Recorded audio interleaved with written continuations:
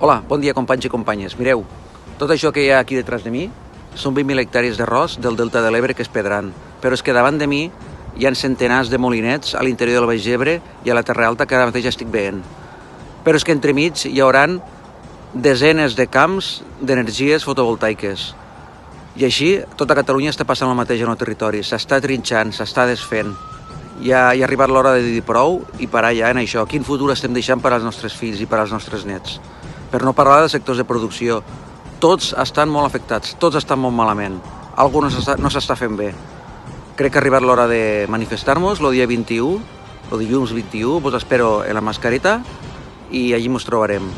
Veniu en tractors, veniu en furgones, al poble més proper on hi ha una manifestació, però per favor, veniu. Força!